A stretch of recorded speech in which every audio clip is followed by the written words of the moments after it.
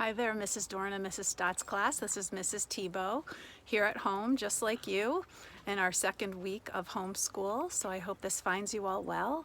I wanted to check in with you about our maple syrup project that we started the week before school got out. I wanted to let you know that I was able to make it over to Becker a couple of times last week.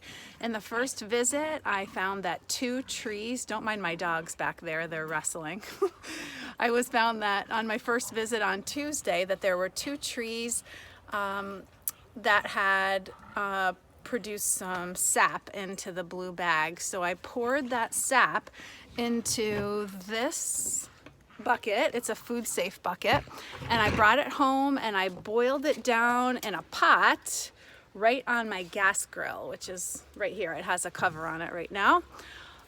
And so I watched it really quickly for about 4 or 5 hours, and I did my research. I watched a YouTube video. I talked to Mr. Kromzak. I talked to some other people who said once a lot of the water boils off, you have to really keep your eye on things, because it can start to boil off really fast, and then you can end up making like a caramel substance, which is what I did at my first shot at it. So I went back on Friday and collected about 3 gallons this time from the bags, poured it into my bucket, brought it home, and it was much more successful the second time. We learn from our mistakes, right?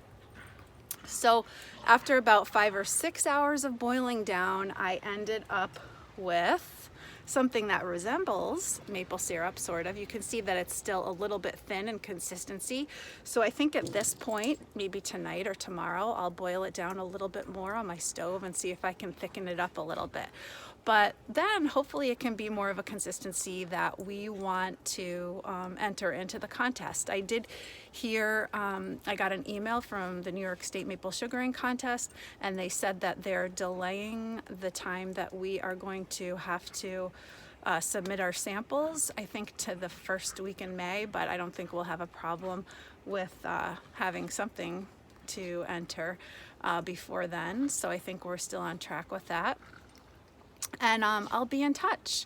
So I hope you're all well, and I'll talk to you soon, hopefully. Take care. Bye-bye.